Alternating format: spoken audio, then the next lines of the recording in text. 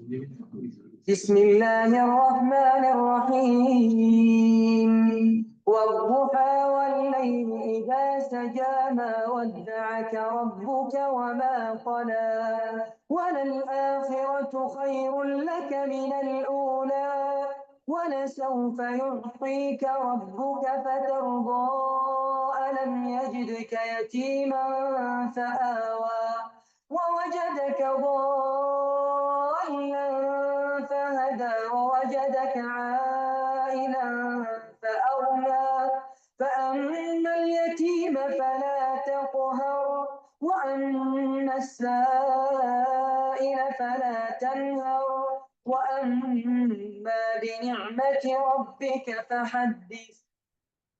بسم السلام عليكم ورحمة الله. الحمد لله نحمده ونستعينه ونستغفره ونعوذ بالله من شرور أنفسنا ومن سيئات أعمالنا وأشهد أن لا إله إلا الله وحده لا شريك له وأشهد أن سيدنا محمدا عبده ورسوله. اللهم صل وسلم وبارك على سيدنا محمد وعلى آله وصحبه ومن تبعهم إلى يوم الدين. سورة الضحى, in general, people interpreted that is related to the Prophet ﷺ, and there is a story associated with it that you probably all know. But the surah actually gives comfort and assurance to the Prophet ﷺ during the time of emotional and spiritual hardship. And by definition, this actually applies to all believers too. So you should consider this surah, as much as it was addressed to the Prophet ﷺ, is addressed to you when you are in a state of difficulties, emotional or spiritual hardship. And that surah emphasizes that Allah have a constant care. He cares about you and he supports you and he's not going to abandon you. So that is how the message. So if you read the surah, the issue talk about, for example, that you are, yatiman. The word yatim, an orphan, But the orphan actually, it means that a person whose support is not there. His father who's supporting him financially and emotionally is not there. So anytime you get people who are adult, but they can come from their own country, come to a different country, and they have no means of support. So those people look like orphans also in that case. So anytime you find out you are nobody could go to, then you recognize that's Allah in that case. So that definition of yatim can expand it a little bit in this regard. Therefore, when you read this surah, read it as if you are Allah is talking to you in this element of it. And this one was interesting because you all know Dr. Jeffrey Lang. Jeffrey Lang was a professor of mathematics from Kansas City, and he wrote so many books. One of his books is, book Struggling to Surrender. And in this book, when he was struggling to get into Islam, he said, this surah was the one that made me change. Give me the comfort to decide now I'm going to declare my Islam and become a Muslim. So this is what he wrote. He said, the first time I read the 93rd surah of the Quran, which is this Surah Ad-Duha, he said, I was so struck with the promise of God's nurturing love that I wept for what I had to be at least for half an hour. Now, we read this surah. Does anyone really get emotionally to it? But look how a person, because he was in a state of loss at that point. He was an atheist, born a Christian, and now he's reading something, can I change? And struggling. So that's what he said. So he said this, when I read it, I wept for half an hour. I felt like a lost child who had finally has finally been rescued by his mother. For it tells us that through the brightest and darkest time, God does not forsake us if we only turn to him. So if you read this surah, just reflect on this one because it brings a different emotion in this. The surah starts with these two oaths, وَالضُّحَى وَاللَّيْلِ إِذَا سَجَى. The duha is that the morning brightness, and in general, it is half an hour after sunrise, until half an hour before noontime. So that is the first time, that you really are the optimum time to do serious work, you know, between the والليل إذا سجد الليل إذا سجد, that means when the night becomes so still, it's the darkest part of the night. Okay. And that's when everything, there is no motion, there is nothing when you are sleeping now. Most, the large, high state of comfort and rest for you. So here, Allah subhanahu wa ta'ala make the oaths with two. And we said always when Allah make an oath, He make an oath to support something that will come after this. So when Allah make an oath with the time when it is the most efficient time to do work and the most effective time to sleep, that's what Allah making an oath with these two times, comes in immediately after it, the comforting. ما ودعك ربك وما قلى. Your Lord neither forsaken you nor He does hate you. That means when you feel that nothing is working for me, where Allah to help me? And we'll probably see it. I'm sure there's people who are in this case, like in Gaza and the other, who probably ask this question. Where is this support that Allah give me? Allah subhanahu wa ta'ala said, no, I didn't, abandon, forsaken you, neither I hated you. That doesn't mean your discomfort at that point, your hard work, your struggle is as much as people as the time in the morning when people struggle the most, But there is going to be time comes after rest, is going to come rest after this. And then I assure you that what is coming is better than what you have now. And this is why Allah continues and said, وَلَلْآخِرَةُ خَيْرٌ لَكَ مِنَ الْأُولَى وَلَسَوْفَ يُعْطِيكَ رَبُّكَ فَتَرْضَى.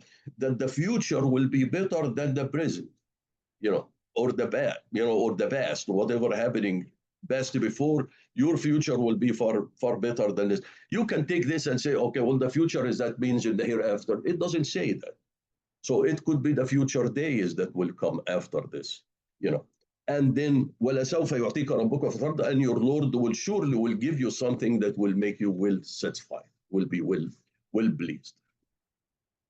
So when you do this, you have to really recognize this, that if Allah, if Allah give you a blessing and you tie this and said, وَلَلْآخِرَةُ خَيْرٌ لَكَ مِنَ الْأُولَى. If Allah, you are so happy in this life, you have great blessing, you recognize, وَالْآخِرَةُ, the hereafter is even better than this.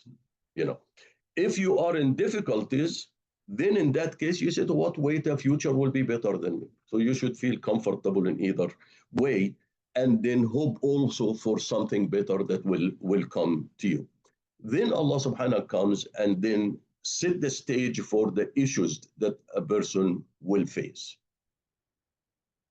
أَلَمْ يَجِدْكَ يَتِيمًا فَآوَى. Didn't Allah find you orphan and He sheltered you? وَوَجَدَكَ ضَالًّا فَهَدَى, and found you lost and guided you. The ضَالًّا does not mean misguided. Dull is like you lost it, assuming you are going in the street and you don't know where is the direction. That is, you mean you dull al-tariq, but doesn't mean you are misguided, morally or spiritually. So you were seeking something and then you just didn't know where it is. So Allah subhanahu wa ta'ala says, He will find you that you're seeking something. You have been, felt lost. You have been living in a place when people worship the idols. You don't like it, but you're seeking for truth. Then I guided you. Then Allah said, we guided you. And then وَوَجَدَكَ عَائِلًا فَأَغْنَى, and He find you in need, and then He made you rich. And this is, this part is really, the last part is interesting, وَوَجَدَكَ عَائِلًا أَغْنَى, because a lot of time people wants to claim that the Prophet ﷺ was poor, and he lived poor, and he was always hungry, and so on. Allah subhanahu wa ta'ala said, you were poor and I made you rich. So why would you deny the word of Allah subhanahu wa ta'ala, And when the Prophet sallallahu alaihi wasallam used to give, but that means he's not poor and he was always hungry, because, the whole issue of this encouraging people to be poor is not the right Islamic way, because I think we discussed it yesterday. And I said there is 50% of being a Muslim cannot be a Muslim unless you have money. Because we said, okay, we said the pillars of Islam, what is five? Shahadatu la ilaha illallah, just a declaration. But the four, which is actionable, you require money for two of them. Prayer does not require money, fasting does not require money, but zakah require money, and the hajj require money. So you need to have, people have, Muslim have to struggle. The important part is really the money. Are you seeking the money by all means? Are you seeking for the sake of money, or you seeking it so you can help other people? Act as a trustee of Allah on the money that you have. Then with this blessing in mind, you have to respond with some action, with action of compassion. Then comes in, فَأَمَّا الْيَتِيمَ فَلَا تَقْهَرْ. You were orphan and I helped you. Then when there is an orphan, don't oppress an orphan. And then وَأَمَّا السَّائِلَ فَلَا تَنْهَرْ وَوَجَدَكَ ضَالًّا فَهَدَى. You were lost, you have many questions, and I guided you. Then if somebody asks, don't then scold him. And this is very important, actually, particularly for teachers who teach kids. Never discourage kids from asking questions. You might not know the answer, but let them ask a question, because the important part actually is in the question. Actually, it's more difficult to ask a proper question than answer the question. وَأَمَّا بِنِعْمَةِ رَبِّكَ فَحَدِّثْ. And with the blessing of your Lord, talk about them. Don't hide the blessing of your Lord.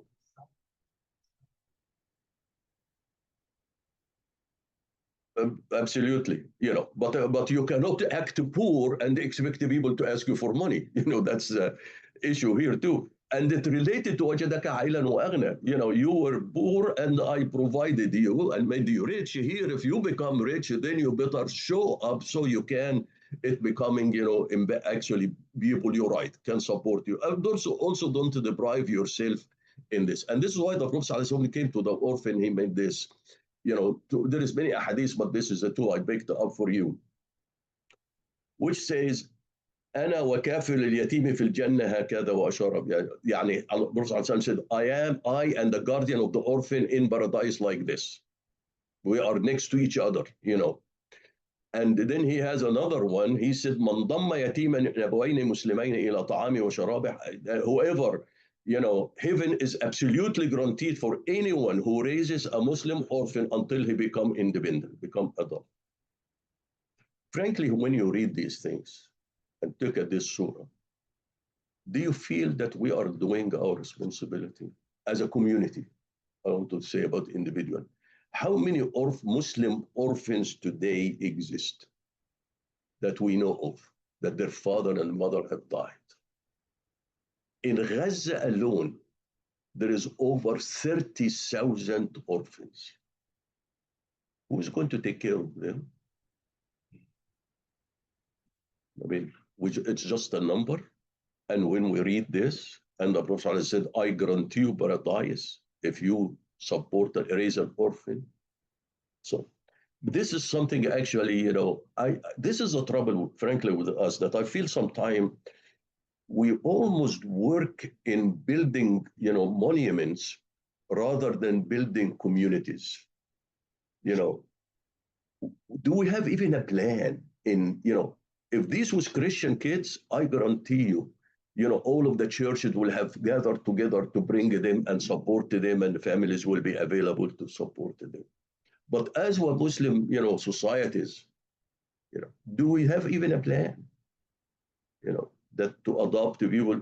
People sometimes get this in legality of it. Adoption is, don't adopt, raise them, There is a legal issue. Adoption is a legal process to bring him in. If you want to treat him as the one your son, but he still does not inherit you from you, that's fine. But don't focus in one and forget the need for it. And by the way, during that time, there is Muslim who used to adopt the kids too and raise them. But obviously there is certain limitation for having that child, So anyway, but that is something we as a community, as a society, as a Muslim, who Allah subhanahu wa ta'ala have blessed us, why shouldn't we think about this one? Rather than talk about it. you know. And then, you know, وأما السائلة فلا تنهر. This is something, as I told you, you know, interesting also because, you know, don't discourage. And this is a very interesting quote. There is a book called Exploring the Innovators of DNA by Professor Hal Gregson from MIT in Sloan School, Management School. What he said, great innovators expelled by mastering the art of asking the right questions. You know, and then Peter Drucker, which probably all of you heard of, is a great management consultant. He said the important and difficult job is never to find the right answer, it is to find the right questions. And this is why now, with all of the artificial intelligence, there is actually a degree in what you call it prompt engineering. Prompt engineering, how to ask the software the right questions to give you the right answer. Because if you ask the wrong question, you don't get the right answer. So how even this has been now as a courses, you can take classes in it, you know, to take full advantage of this artificial intelligence, you know, softwares that's available. So وأما بنعمة ربك فحدث. This is the one we talked of, the blessing, talk about it. Is it talk about it means to brag about it? Like you come and say, oh, I went to a vacation in Alaska and this boy, it was hundreds or not $100,000. That's too much. You know, $10,000 or so on, and what it is, and we all cannot afford it. No, that's not the objective. The objective actually is to actually don't to deprive yourself from also the blessing that Allah subhanahu wa ta'ala have provided for you. And also when you show something, people who are in need can ask you, you know. Because if you look poor, no anybody is going to ask you, no, you know, in that regard. So it is not, it's, you have to balance it. You have to take this and balance.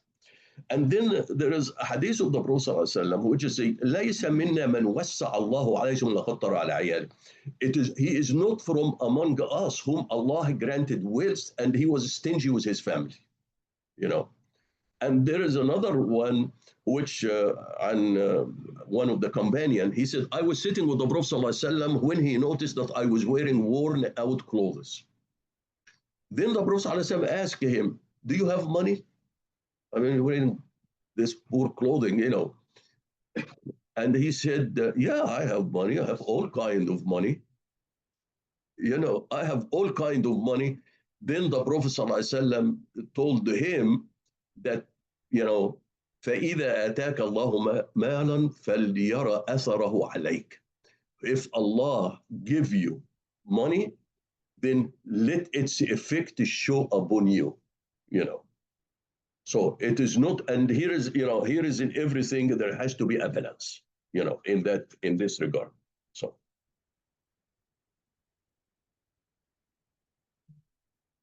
So anyway, so Surah Ad-Duha, you know, as I said, it's just to remind all of us that when you read it, that Allah is taking care of you.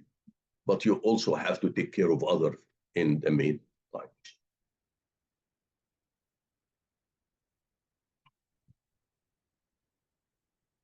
Now we go to Surah Ash-Sharh, which is number 94. These surahs, you know, it's an interesting because they are short and it's hard to write if I do the way I do it, but the theme comes in one line and that's it, you know, but it forces you to just have to explain, you know, the ayat in it.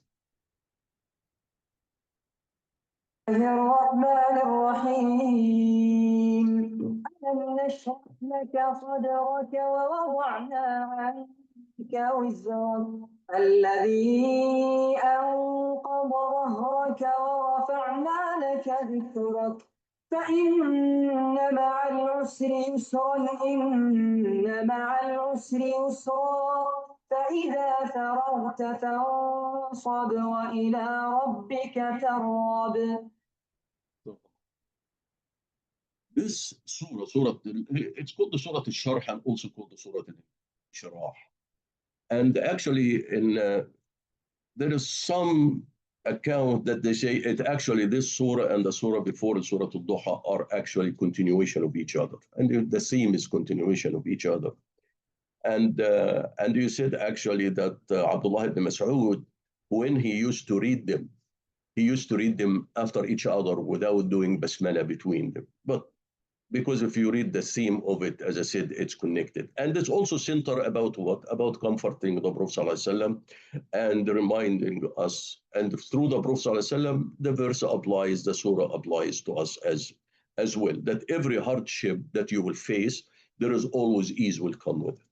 So always expect that any time Allah subhanahu you face the hardship, you will have an ease. And that is trouble sometimes because people sometimes get worried. Why you worry? Worrying is worrying about something bad might happen in the future. When you worry about something happening in the future, there is no ease come because there is no didn't happen. The ease and the comfort will come when the things happen, not before it happens. So if you worried, you are going to continue worrying. There is no relief from worrying other than believing that everything in the hand of Allah subhanahu wa ta'ala. Why should I worry? Because people sometimes worried so much about things rather than say, okay, leave it. I cannot control it. When it happens, there will be Allah subhanahu will help me, find the solution for it. So, but one thing which you notice in this surah, just compare the one before. Allah subhanahu in Surah Ad-Duha, Allah subhanahu say, Alam yajidka yatiman fa'awa. Look, he using it in this case, basically a third person. Allah subhanahu say, didn't he find you? Okay. But here in Surah Al-Sharh or Al-Sharh, Allah subhanahu, Alam nashrah laka sadrak. Didn't we relieve your heart? So it comes from the first person. So there is a subtlety in linguistically, I'm not going to explain what's the difference between them, but Brother Yusuf probably he loves to do this, but I'm not one who can dig in. But it's a very, you can think about it, why Allah used the third person in the first one and the first person in the second one. That's something you can think about it, So, and the surah begins actually with then Alam Nashrah, was actually the blessing that Allah subhanahu bestowed upon the Prophet sallallahu alaihi wasallam. He said, Alam Nashrah laka sadra. Didn't we relieve your heart? Then you think about it. What was causing the problem, stress in his heart, or anxiety in his heart? There must be too many things. At least one of them would be that is the burden that the people are not believing in him. He's trying to deliver the message and, people rejecting him. So Allah subhanahu wa ta'ala, how he relieved his heart, Allah subhanahu wa ta'ala told him, well, it's not your responsibility. It's not your responsibility to believe or not believe. Your responsibility is just to deliver the message. And then it's up to them to accept it or not to accept it. So that is, that's to actually one way. The other way around, you can think of it, Alam nashrah laka sadrak means also a projection for the future. Yes, you are in difficulty now. Muslims are weak, but the time will come that will make you happy. That means there is going to be victory coming in the future. So you can look at it when this comes in, it comes, to that level of comfort to the Prophet sallallahu alaihi wasallam. And then وَوَضَعْنَا عَنْكَ وِذْرَكَ. And وَضَعْنَا عَنْكَ وِذْرَكَ, removed, lifted up your burden which is, convincing people to believe. And Allah subhanahu wa ta'ala said, your responsibility to deliver the message only, not to force them to believe. So that don't put this as a weight in your shoulder. And وَضَعْنَا لَكَ الَّذِي أَنْقَضَ ظَهْرَكَ, and then that weight was heavily on your back, obviously, for the Prophet sallallahu alaihi wasallam. وَرَفَعْنَا لَكَ ذِكْرَكَ. And then we have raised your reputation. So رفعنا لك ذكرك, where is the dhikr? How was the Prophet ﷺ dhikr was raised? Al-Adhan, Tashahhud, in many places, billions of people. And if you think about it, if you look, because of the time zone and so on, the name of the Prophet ﷺ is mentioned almost every second of the day, and raised was glorifying him and praising him and making dua for him. So in that regard, and obviously رفعنا لك ذكرك also tied to the victory. We have also granted victory, and look what is Muslim have accomplished. So unfortunately, I'm sure the Prophet ﷺ would be ashamed of whatever when you see the Muslim of today. So anyway, but Allah subhanahu wa ta'ala, Allah subhanahu wa ta'ala comes and says, okay, for every difficulties, there is going to be a ease. And Allah repeat them. فَإِنَّ مَعَ الْعُسْرِ يُسْرًا إِنَّ مَعَ الْعُسْرِ يُسْرًا. Truly, for every hardship, there will be an ease. And then truly, if there is a hardship, there will be also ease. Here is when the scholar look at this linguistically. They said, when Allah subhanahu wa ta'ala, فَإِنَّ مَعَ الْعُسْرِ, al-usr using the difficulties. That means it's a singular because it's, was an article defined, definition article. But when Allah came to the yusr, it make it indefinite, yusr. And that's why they said for every single usr, there will be multiple ease, ways of ease. And Allah repeats this, multiple times. Then the surah ends with فَإِذَا فَرَغْتَ فَانْصَبْ وَإِلَى رَبِّكَ فَارْغَب.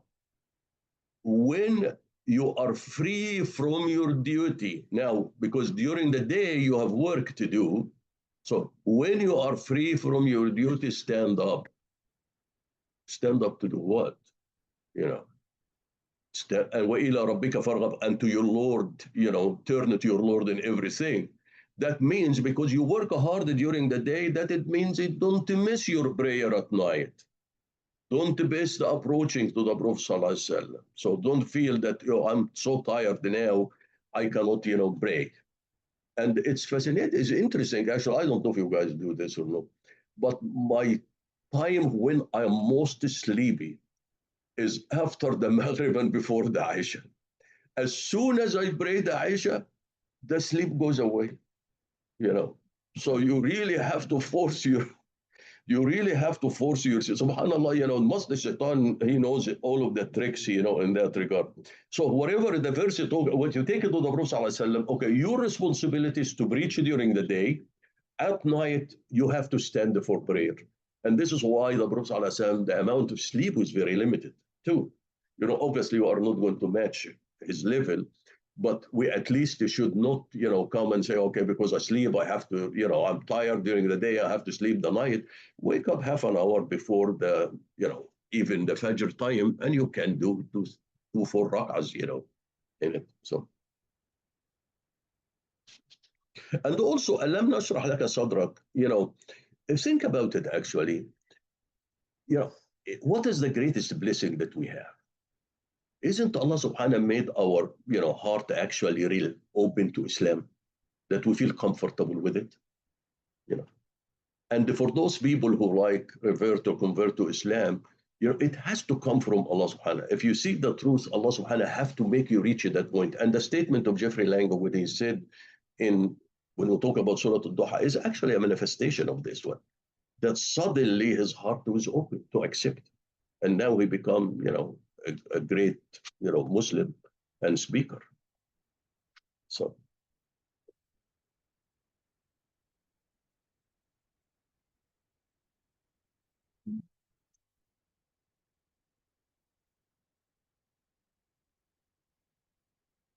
بسم الله الرحمن الرحيم والتين والزيتون وطور سينين وهذا البلد الأمين لقد خلقنا الإنسان في أحسن تقويم ثم رددناه أسفل سافلين إلا الذين آمنوا وعملوا الصالحات فلهم أجر غير ممنون فما يكذبك بعد بالدين أليس الله بأحكم الحاكمين.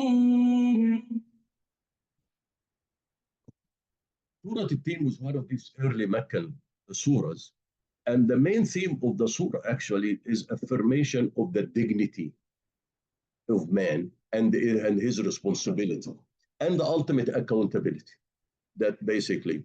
So the question is, we have to, and I told you before, and I said it actually this morning too, that when you look, that when Allah make an oath with something, Allah will make an oath with something important, the second part, He make an oath that support to whatever come the message. So let us see how التين والزيتون وطور سينين وهذا البلد الأمين supports the idea of the dignity of man, the responsibility of man. So the first, Allah make an oath with these four things. والتين, we know the fig, والزيتون, the olives, وطور سينين, and the Tur of Sinai, and وهذا البلد الأمين, and the secure city. So the first one is, so if you look at the first two, is what? Is a nutritional value. It's physical, it's a physical blessing for us that we eat. And the second two, Tur Sinin, it actually relate to spiritual landmarks, because one of them related to when Sayyidina Musa received his message, and the second one related when the Prophet ﷺ received his message. Tur Sinin, when Prophet Musa, have spoken to Allah subhanahu wa ta'ala, received the Torah, and we know Al-Balad Al-Amin, which is Mecca. But now we reflect about this with Tino Zaytun. That's why I give the kids this morning. It's really fascinating, actually, that I think there's a lot of research, actually, scientific research, not this, Facebook type or social media type information that actually show there is a nutritional value for it. But if you look also the age, the teen, when I was searching this, there is a tree, the oldest fig tree, which called sycamore fig in Jericho in Jerusalem, in Palestine. It is over 2,000 years old, still. And the zaytun, maybe I should do this here. Okay, this is actually the trees. I'm putting the trees here. Okay, these are the, you see the fig and the olives, and then the mountain, Tur Sinin and Al-Balad Al-Amin. So, okay, here is the trees, these are the oldest tree, and both of exist in Palestine. The fig tree, as I said, was over 2,000 years. The olive tree, which exists in Wallujah, in Bethlehem, and they said between 3,000 to 5,500 years old. So it's over 3,000 years old, this tree. So if you think about it, these trees have seen, even Sayyidina Isa, many of the prophets probably who lived there would testify to them and show the longevity of these trees. Now, so now, just frank, and they still, producing, subhanallah. Now, sometimes when I was searching and said the tree is between 3,000 and 5,500 years, I said, well, wouldn't the carbon-14, dating give us an accurate number? I mean, that range is almost over 2,000 years difference between them. Why? But you find out that when it comes to it, because of decay and regeneration, it's becoming the uncertainty comes. So they put a minimum number, and then they have also a maximum number by making some assumption for this tree, because the tree is not just whatever it is, it grows, it sheds, things, and then it keeps regenerating itself. So they said there is an error margin that exists. If you have a rock, that's a different issue probably than if you have a tree. But it's just a piece of information.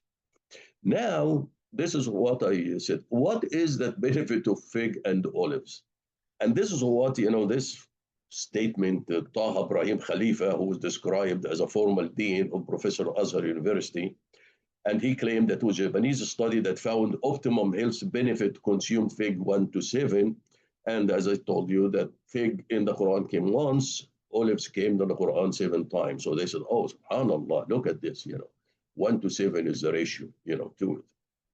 As a Muslim, frankly, and we fall in this, it was honestly when I first time read it, about 1 to 7, I said, subhanAllah, yeah, so impressive, But when I dug deeper into it, first of all, it's easy to do it.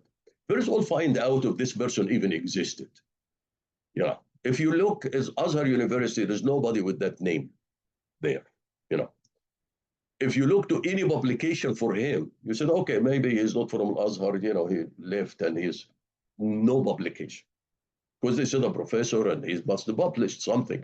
You search for Japanese study, there's no Japanese study, And this is the problem. Muslims have to actually be very careful. when they circulate information to try to prove something in the Quran, you have to be 100% accurate, you know, because it does two things. If you do it, if you lose credibility from the Muslim, actually, it looks silly from them when people look at it and do not find it. And in the same time, what did the proof? Proof what? We doubt the Quran, the authenticity of the Quran. We don't believe that the Quran is divine, and therefore I need this to support it. You know, no, the Quran has a stand in its own, you know, as a statement of truth, as divine, with the information in it, with a style in it, with many things that exist in the Quran, you know. So, but I don't have to prove it by false information. And this is why I give the kids this morning an assignment. And frankly, for if you have a son or daughter or grandson or granddaughter, give them this assignment actually. Give them, you know, ask them to go really, and this is a practice for them. Search authentic, peer-reviewed technical paper that talks about the benefits of olives and fig.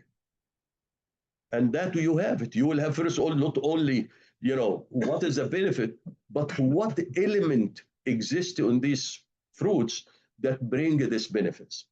That's how you develop. That's how the Quran can drive you to think. But don't use it and pass it. If Allah make an oath with it, it must have a benefit. You know, whether we. No, I couldn't find him. I searched in Al-Azhar, them. I searched for publication. You cannot find that person name. Taha Ibrahim Khalif. No, no, this is an older information. Look at this, how many sites. Look at this. Ibrahim Khalifa, Japanese studies. This is all exists in the, there's so many lines. I just copied, you know, I just searched for the name and that's what it came in. It's all obviously every Muslims, you know. And it's funny about it because you find it as a Sunni website, a Shia website, and so on. I mean, it's really, you have to be a little bit. My point is, we really have to be, don't use dubious discoveries, you know, to prove this. And because it's a risk, is harming the credibility of Islamic, actually, scholarship. So.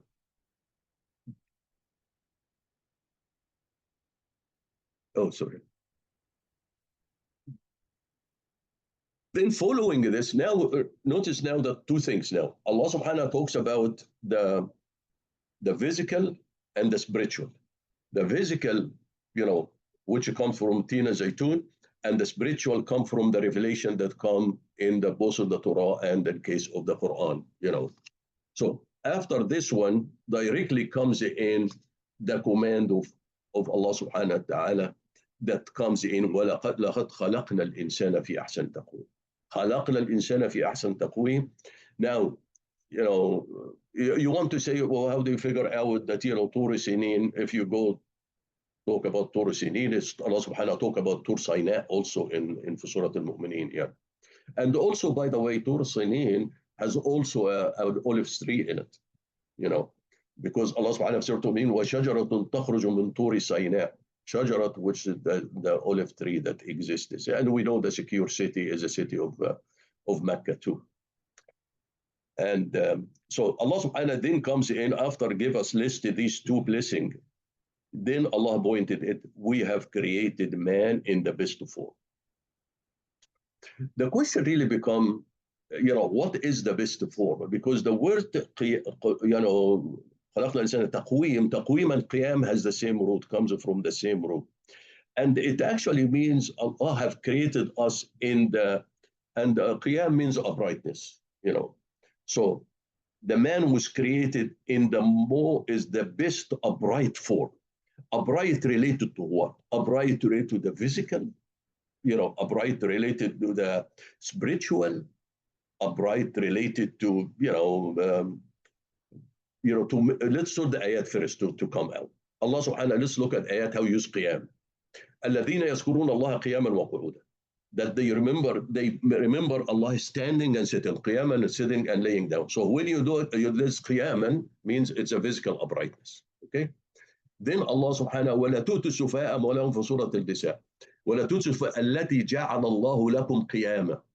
And don't give the foolish, you know, of your wealth, which Allah have made you Qiyam. Qiyam means supporting on it. So that means what? It means moral responsibility. You have money of the orphan. You have moral responsibility to stand and protect it for him and support him from it, but to protect it. So directly from this verse, we can take that uprightness means of moral responsibility or intellectual uprightness, because you have to manage the resources here. Then if you look to spiritual, uprightness, then you look, وَجَعَلَ اللَّهُ الْكَعْبَةَ الْبَيْتَ الْحَرَامَ قِيَامًا. Allah had made the Kaaba, the sacred house, as a means of standing. Qiyam. Qiyam means that in this case, you have a spiritual centrality or associated with it. And another one, which is important, why Allah have to create us with this, physical, moral, and spiritual uprightness? Because Allah assigned us a responsibility. Allah created us in the best of these because we have a responsibility. What's our responsibility? You are a Khalifa. You are a vicegerent for Allah subhanahu on earth. So you have to have this, do it. But if you don't respect this, all of these blessings that Allah provide you, if you don't maintain your physical uprightness, you don't maintain your spiritual uprightness, you don't maintain your intellectual uprightness, then in that case, what are you going to do? You are going to be worse than an animal, because you have basically take all of the blessing that Allah subhanahu has squander it and ignored the responsibility that Allah subhanahu wa ta'ala have even assigned to you. Then what is happening? ثُمَّ رَدَدْنَاهُ أَسْفَلَ سَافِلِينَ. Then when we reduced him to the lowest of the low. So if you do not take, though this is a warning, it's not a contradiction here, it's a warning. Yes, I created you in the best upright form in all aspects, but if you forget the purpose of your creation and detach from the balance between your spirit and the body, then you are going to be in the worst form. And then Allah subhanahu wa ta'ala gave the exception. He said, those people, there are certain people will not become part of this warning, will not fall under this warning, إِلَّا الَّذِينَ آمَنُوا وَعَمَلُوا الصَّالِحَاتِ, except those who believe and have righteous deeds. فَلَهُمْ أَجْرٌ غَيْرُ مَمْنُونٍ, then they will have a reward that never ends. And here comes in the condition. In order to maintain the uprightness and to receive this ajr ghayr mamnoon, this never-ending rewards from Allah subhanahu wa ta'ala, you have to have two things. You have to have belief and you have to have righteous deeds. Belief without righteous deed is useless. This is satanic. Satanic belief but doesn't have righteous deeds. Righteous deed without belief, do you work for somebody else? You are not expecting anything from Allah subhanahu wa ta'ala. So, and then Allah subhanahu wa ta'ala then ended the surah with these rhetorical type questions, that be answered so obvious. فَمَا يُكَذِّبُكَ بَعْدَ بِالدِّينِ. What causes you to deny the day of judgment? The word deen, it is actually, people sometimes call religion, but actually the common use of the word deen is a judgment, And this is why if you look to all of the tafsir, they give you the deen. In this verse, a deen is a day of referring to the day of judgment. Who make you deny the day of judgment? And then, أَلَيْسَ اللَّهُ بِأَحْكَمِ الْحَاكِمِينَ, isn't Allah is the best of all judges? And this is tied together. Allah is the best of all judges, who will make you deny the judgment of Allah subhanahu wa ta'ala, which is happening on the day of judgment. And it is reported that when the Prophet sallallahu alaihi wasallam used to read this part here, فما يكذبك أليس الله بأحكم الحاكمين, he used to say بلى وإن على ذلك من الشاهدين, indeed, and I am among those who testify to this. Testify to what? That you are أحكم الحاكمين, you are the best of judges. Can you repeat one? Can you repeat what the Oh, he said, بلى وإن على ذلك من الشاهدين. So you can say it in English. You say, yes, indeed, I am testify to this too. I am a witness of this too, or testify to this too, that you are the best of judges. So. اللهم صل وسلم وبارك على سيدنا محمد وعلى آله وصحبه اللهم اهدنا فيمن هديت، وعافنا فيمن عافيت، وتولنا فيمن توليت، وبارك اللهم لنا فيما أعطيت، وقنا واصرف عنا شر ما قضيت، فإنك يا ربنا تقضي بالحق ولا يقضى عليك. اللهم ادخلنا برحمتك في عبادك الصالحين. اللهم اخرجنا من ظلمات الجهل والوهم إلى نور العلم. اللهم علمنا ما ينفعنا، وانفعنا بما علمتنا، وزدنا علما. اللهم اجعلنا ممن يستمعون القول فيتبعون أحسنه. اللهم اكفنا بحلالك عن حرامك، وبطاعتك عن معصيتك، وبفضلك عمن سواك. اللهم بفضلك ورحمتك أعلي كلمة الحق والدين. اللهم انصر الإسلام وعز المسلمين يا أكرم الأكرمين. Oh Allah, spread your mercy upon us, shower us with your blessings, increase our knowledge, grant us forgiveness, and reward us with the company of the prophets in the Firdaus al-A'la. Oh Allah, purify our hearts, strengthen our faith, increase our knowledge, and make us benefit from what you have taught us. Oh Allah, forgive our parents and all our friends and relatives who have passed away. Oh Allah, make their graves garden from heaven and grant them the Firdaus al-A'la. Oh Allah, we have many of our friends and relatives who are sick. Oh Allah, grant to all of them full and speedy recovery. Oh Allah, guide our children, protect them, and make them righteous. O Allah, grant us the power and the ability that we may be grateful for the favors you have bestowed upon us and our parent, and that we may do righteous deeds that are pleasing to you. O Allah, we seek from you all of the good, whether we know it or we don't. And we seek your refuge from all evil, whether we know it or we don't. O Allah, we seek refuge in you from incapacity, from laziness, from fear, from greed, from poverty, and from the torment of the grave. O Allah, we have many of our brethren who are living under oppression and injustice. O Allah, heal their trauma, protect their helpless, and grant them lasting peace and prosperities. O Allah, we ask with every name you have elected for yourself, that none of us leave this gathering, but his pains have been relieved, his worries have been removed, his debts have been paid, his weaknesses have been concealed, his sins have been forgiven, and his needs have been fulfilled. سبحان الله وبحمده عدد خلقه ورضا نفسه وزنة عرشه ومداد كلماته. سبحان الله وبحمده عدد خلقه ورضا نفسه وزنة عرشه ومداد كلماته. سبحان الله وبحمده عدد خلقه ورضا نفسه وزنة عرشه ومداد كلماته. والعصر إن الإنسان لفي خسر إلا الذين آمنوا وعملوا الصالحات وتواصوا بالحق وتواصوا بالصبر. وآخر دعوانا أن الحمد لله رب العالمين، والصلاة والسلام على خير المرسلين.